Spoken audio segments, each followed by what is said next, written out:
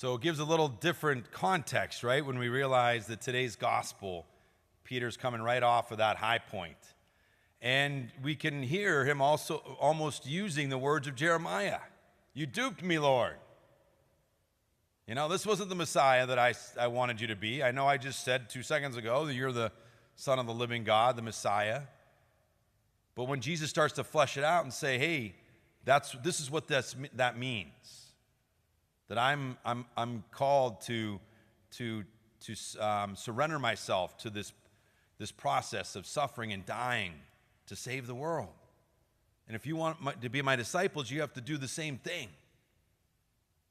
And obviously, Peter and the apostles, it's going to take some time for them to embrace that and fully surrender to it. But we can't claim to be duped because we've had 2,000 years, right, of the church and the Word of God telling us in Jesus Christ. We know that that's what sacrificial love is all about. That's what the call to live agape, the love of the cross, is all about. And we know that that's the love that motivated the missionaries. I love that first reading from Jeremiah as he's talking about, like, no, I'm not going to do this anymore. It's too hard. The cost is too great. I can't carry this cross. But then you're like, he can't hold it down, right? That's what he was created to do. That's what we're created to do. We can't hold it back, even when we try. It compels us if we let it. And that's what motivated the missionaries. So we chose this weekend as a parish to be our missionary cooperative weekend. And that's something that the diocese in the United States have been doing since 1930. And it's kind of starts in our code of canon law. If you aren't aware, we have a code that guides what we do as a Catholic church. And the newest one is from the 1980s. The previous one was from like the 1917 or thereabout.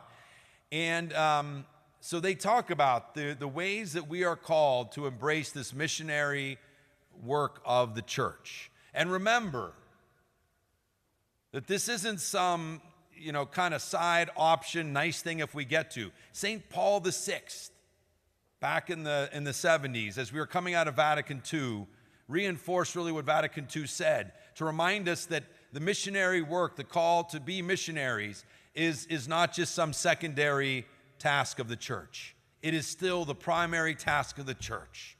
Our liturgy, our ministries, all the other stuff that we do, our teaching and educating and governing, all of that is important, but it doesn't take the place of the primary call we have in our missionary call to bring the truth and love of the gospel to the whole world. And that's because, again, when we live in communion and love with God, it compels us to mission. They go hand in hand. So the code talks about some different things that the churches and dioceses are expected to do. That every diocese should have a person overseeing the missionary efforts of its diocese. That there should be a Sunday each year that's focused on the call to be missionaries, to the mission Sunday.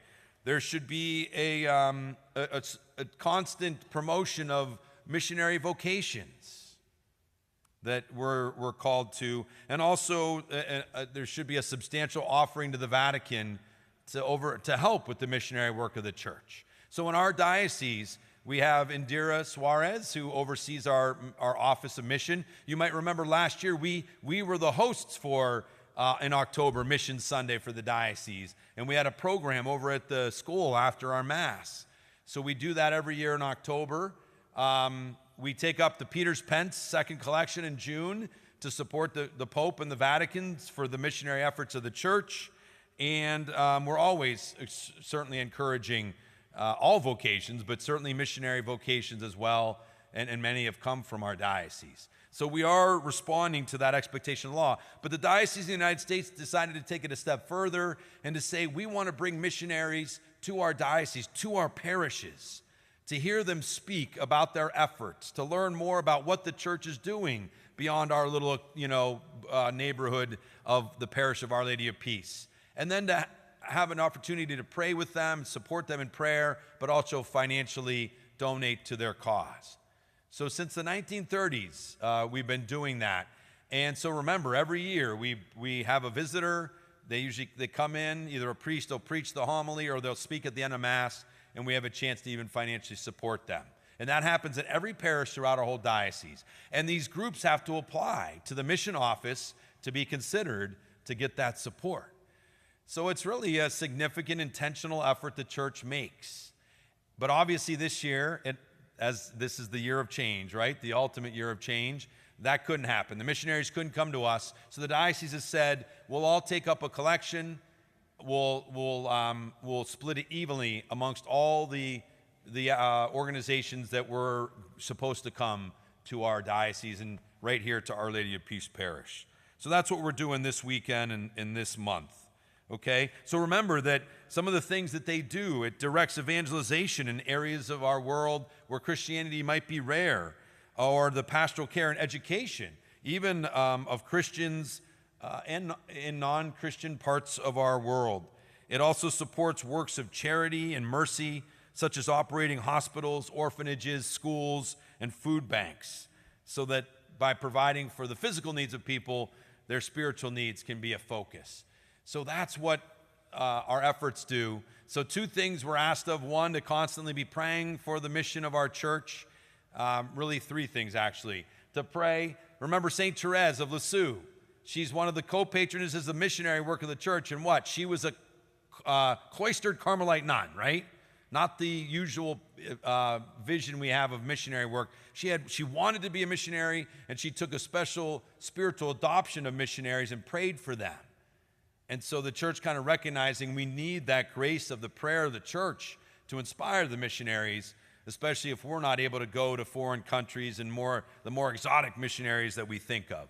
But then 2, what can we do financially? So please consider your support. There's a second basket at each of the doors that has the missionary cooperative. If you aren't ready or weren't ready to do that today, you can drop it off at the office. You can send it in. Just make sure you designate it for the missionary appeal, and we'll make sure that gets where it needs to be.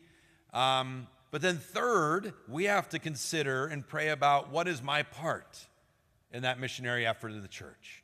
We can't be so quick to dismiss ourselves from that expectation and obligation to say, well, I'm in a mostly Christian country. I can't really do much. In what way am I still called to bring the gospel of Jesus Christ to my neighborhood, my family, my workplace, our community? And, until the second coming of Jesus Christ, that work will never be done. So we all have a part to play. We have to ask God to reveal to us what our part is to play. And, we're not duped. We know what we're called to do in giving ourselves away in that sacrificial love of the cross, that missionary call of the church to bring that love of Jesus to the world. And instead of being duped, we come here to thank God, because we wouldn't have it any other way.